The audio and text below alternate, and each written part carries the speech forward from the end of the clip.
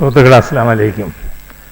ഈ നമ്മുടെ ഒരു ഗുരുക്കൾ പറഞ്ഞപ്പോൾ വലിയ ഇസ്ലാമിന് അവിടെ വലിയ ആപത്തൊക്കെ നേരിടുന്നുണ്ട്. ഇസ്ലാമിന് അവിടെ അല്ല ആപത്ത്, ഇസ്ലാമിന് ഇവിടെ ആപത്താണ്, ഭാരതത്തിൽ ആപത്ത്. ഇത്രയും മോശപ്പെട്ടൊരു കാലം ഞാൻ എൻ്റെ ജീവിതത്തിൽ കണ്ടിട്ടില്ല.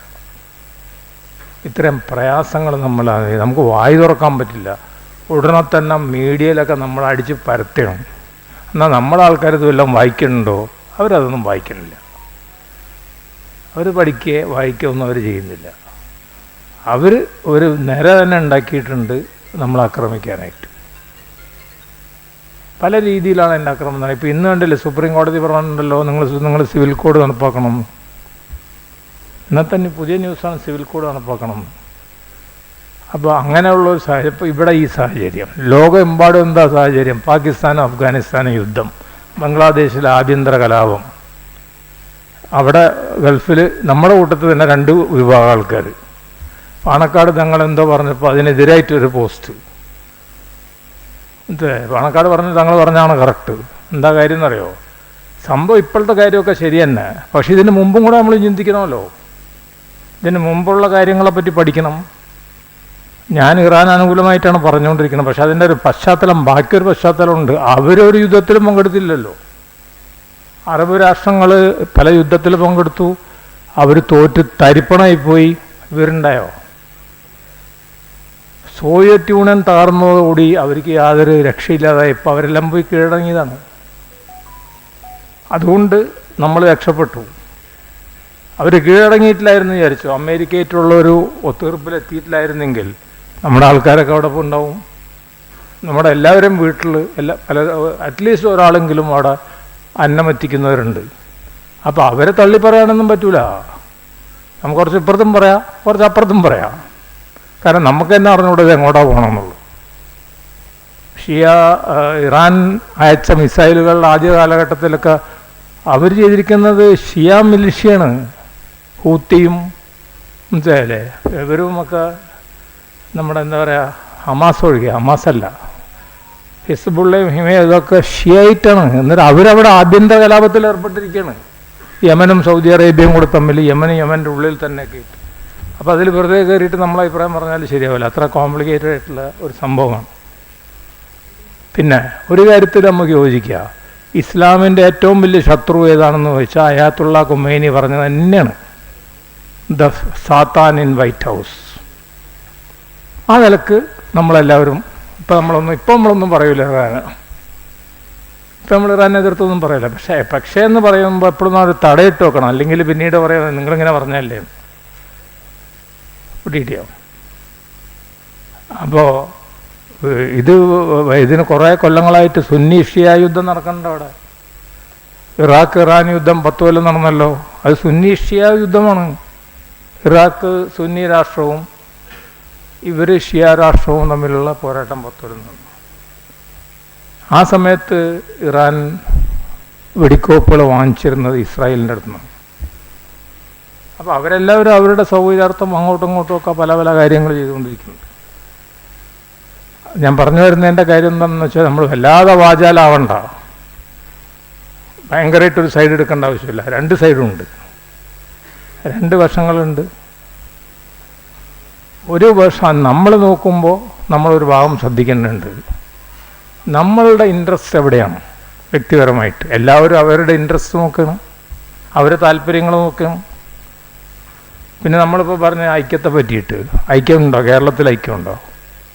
ഈ ഇഫ്താറുകൾ നിങ്ങൾ നോക്കൂ, നടത്തിയിട്ടില്ല. ഞാൻ എല്ലാ ഇഫ്താറിനും പോയിട്ടുണ്ട്. ഒരു ഗ്രൂപ്പ് മറ്റേ ഗ്രൂപ്പിനെ വിളിക്കുന്നില്ല. അങ്ങനെ തന്നെ ഏത് ഗ്രൂപ്പിനെ വിളിക്കുന്നില്ല. 1-2 പേര് വലിയ വളവന്മാരാണ്, അവരാരെയും വിളിക്കുക ഇഫ്താർ നടത്തിയില്ല. അപ്പോൾ ഭയങ്കര ബുദ്ധിയായി, ആരെയും വിളിച്ചില്ല, ഇഫ്താർ ഒട്ടും നടത്തിയില്ല. അതുതന്നെ ഗ്രൂപ്പിൻ്റെ പ്രശ്നമില്ലല്ലോ.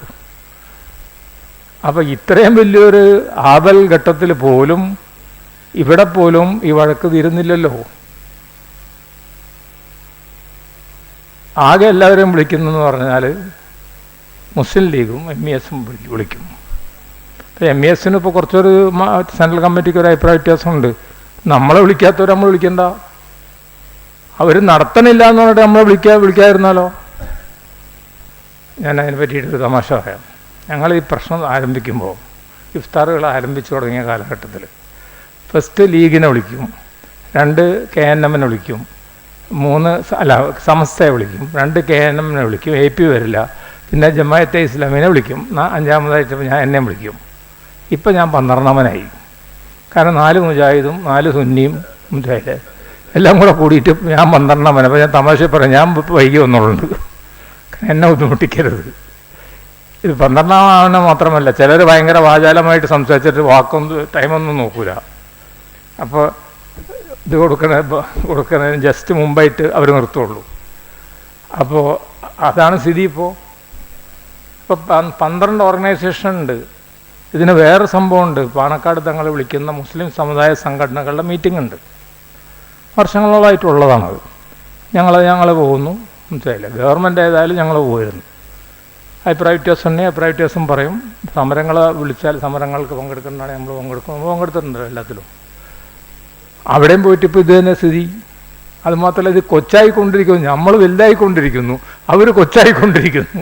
കൊച്ചായിട്ടുള്ള കൂട്ടത്തിൽ ഏതെങ്കിലും ഒരു കൊച്ചായിട്ടുള്ള നേതാവിന് നമ്മളെക്കാട്ടും മുമ്പ് വിളിക്കുന്നു. ഞാൻ പറഞ്ഞ അർത്ഥം മനസ്സിലായത്. നമ്മളെക്കാട്ടും എത്രയോ ജൂനിയറായിട്ടുള്ള ഒരാളെ ഇത്തവണ തങ്ങളിതൊക്കെ സഹിക്കുന്നത്, നമ്മളാണ് സഹിക്കില്ല. ഈ തങ്ങന്മാർക്കൊരു ഗുണമുണ്ടല്ലോ, അവർക്ക് സഹനശക്തി നല്ലോണം ഉണ്ട്. അതുകൊണ്ട് അവർ രക്ഷപ്പെട്ടു പോയി. മനസ്സിലായോ? അവർ സഹിച്ചുകൊണ്ടിരിക്കുക. കഴിഞ്ഞ തവണ മീറ്റിങ്ങിൽ AP വിളിച്ച് പറഞ്ഞു വിട്ടത് ഏതോ ഒരു മാനേജറാണ്. കുഴപ്പമില്ല, ഹമീദാജീനെ പറഞ്ഞുവിടുകയോ അല്ലെങ്കിൽ വഖഫ് ബോർഡ് ചെയർമാനെ പറഞ്ഞുവിടുകയോ അല്ലെങ്കിൽ മറ്റേ നമ്മുടെ മകനെ പറഞ്ഞുവിടുകയോ അല്ല, അതൊന്നും കുഴപ്പമൊന്നുമില്ലായിരുന്നു. പക്ഷേ അവരിതൊക്കെ സഹിച്ച് ഇവരെ വിളിച്ചുകൊണ്ടിരിക്കുന്നുണ്ട്. പക്ഷേ എൻ്റെ അഭിപ്രായത്തിൽ അങ്ങനെ സഹിക്കാനൊന്നും പറ്റില്ല. ടോപ്പ് ലീഡേഴ്സിനെ വിളിക്കുമ്പോൾ ടോപ്പ് അല്ലെങ്കിലും ഒരു മിനിമം ഉള്ള ആ സെൻട്രൽ കമ്മിറ്റിയിലുള്ള ആൾക്കാരെങ്കിലും പറഞ്ഞുവിടണം. കേരളത്തിൽ ഐക്യമില്ല. ഇനി സംസ്ഥാനത്തുള്ള ഐക്യമല്ല, ഇവിടെയുള്ള ഐക്യം പറഞ്ഞുതരാം. ഇന്ത്യയിൽ എല്ലാ സ്ഥലത്തും സലാഹുദ്ദീൻ ഒവൈസി, അല്ല സലാഹുദ്ദീൻ വാപ്പയുടെ പേരാണ്, അസദുദ്ദീൻ ഒവൈസി കാൻഡിഡേറ്റ് നിർത്തിയിട്ടുണ്ടല്ലോ.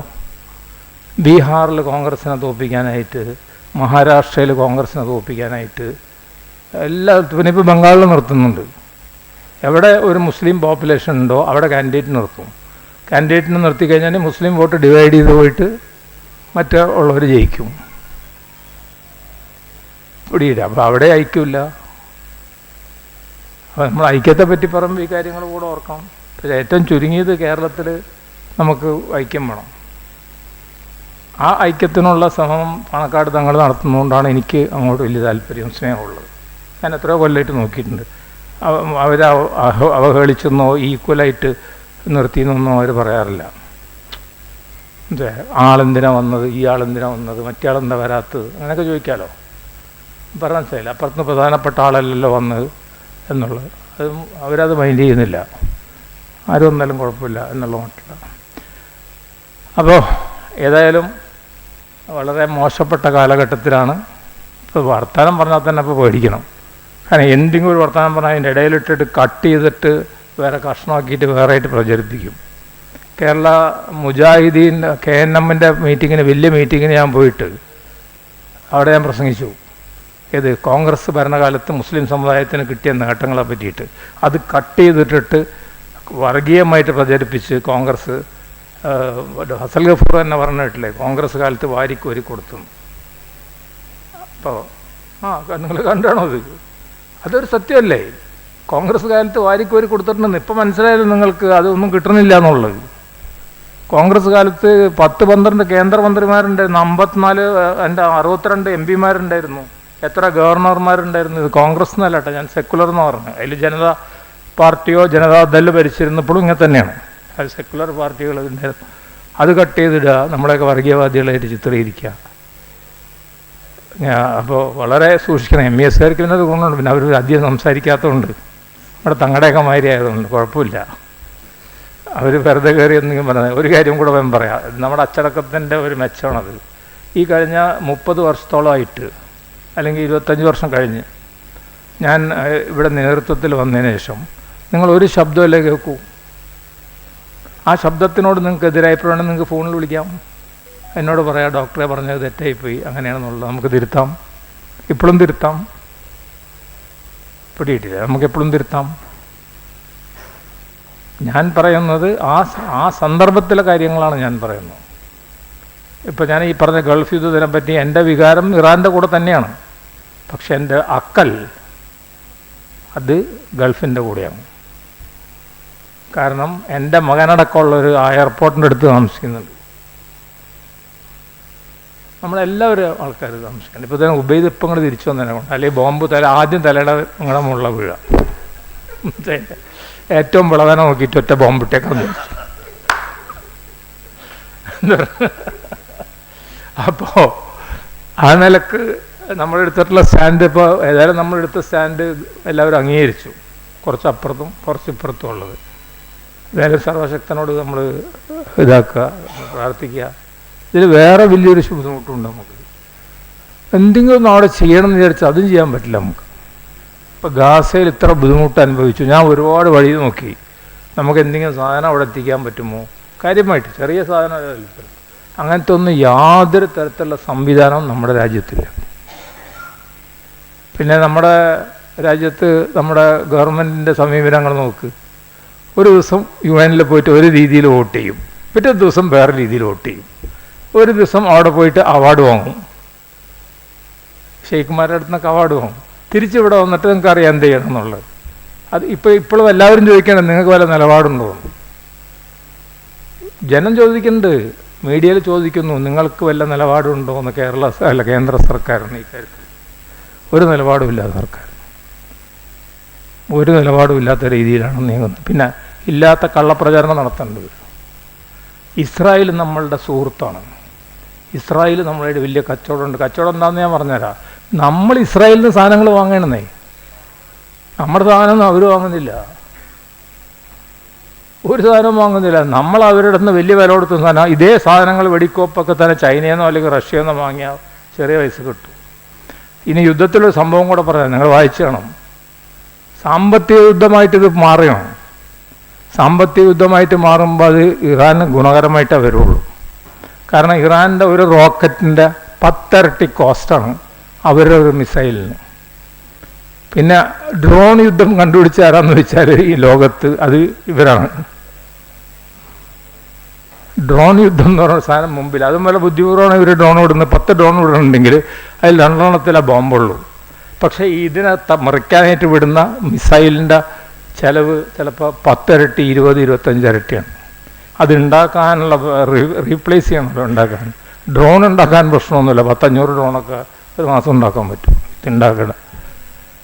അപ്പോൾ ആദ്യമായിട്ട് ലോകത്ത് തന്നെ വലിയൊരു യുദ്ധതന്ത്രം ഇവർ കണ്ടുപിടിച്ചിട്ടുണ്ട് ഇറാൻ.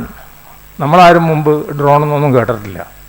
നമ്മൾ പ്ലെയിനിന്നും മറ്റേ എന്താ പറയുക മിസൈലൊക്കെയാണ് നമ്മൾ കേട്ടിട്ടുള്ളത്. ഇപ്പോൾ ഇത് ആദ്യമായിട്ടാണ് പുതിയ തന്ത്രം ഉപയോഗിച്ചത്. അപ്പോൾ അവരൊട്ടും മോശക്കാരല്ല, അവർ നല്ല പോരാട്ടം നടത്തുന്നുണ്ട്, അവർ വലിയ ത്യാഗം സഹിക്കുന്നുണ്ട്. കാരണം ആയിരക്കണക്കിന് ആൾക്കാർ അവിടെ മരിച്ചു പോയിട്ടുണ്ട്.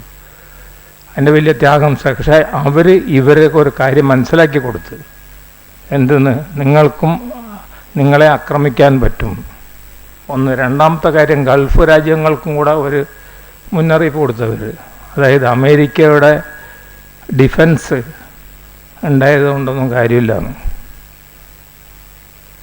അതും കൂടെ അതിൻ്റെ ഒരു പാഠമാണ്. അവർ അത് അയക്കുന്നത് ആരെയും കൊല്ലാനൊന്നുമല്ല, അവരയക്കുന്നതൊക്കെ ബുദ്ധിപൂർവ്വം അയക്കുന്നത്. അവർ മനസ്സിലല്ല, മാനാഞ്ചിറ മൈതാനത്തുണ്ട് ബോംബിടുന്നു.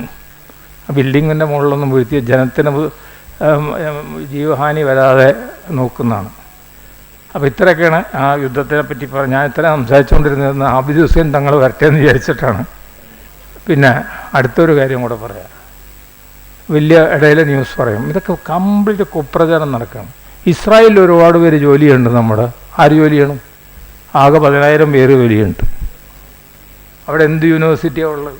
ഇവിടെ നിന്ന് ആൾക്കാർ പോയി പഠിക്കുന്നത്. 1 കോടി ജനമാണ് ഗൾഫിലുള്ളത്. അതിൽ 40 ലക്ഷം പേര് മലയാളികളാണ്. അതാണോ ഈ 10,000 പേര്? പിടിയിട്ടില്ലേ? അപ്പോൾ ഇല്ലാത്ത ഒരു കുപ്പുറത്ത് നമ്മുടെ 2 പേരും നമ്മുടെ സുഹൃത്തുക്കളാണ്. 2 പേരും സുഹൃത്തുക്കളൊന്നുമല്ല. ഒന്ന് നമ്മുടെ ചരിത്രപരമായിട്ടുള്ള സുഹൃത്താണ് ഗൾഫ്, മറ്റത് ഇപ്പോൾ പുതിയതായിട്ട് കണ്ടുപിടിച്ച സുഹൃത്താണ്. അത് നമ്മളോടുള്ള വിരോധം കൊണ്ട് കണ്ടുപിടിച്ച സുഹൃത്ത്. അപ്പോൾ ഇത്രയൊക്കെയാണ് കാര്യങ്ങൾ എനിക്ക് പറയാനുള്ളൂ.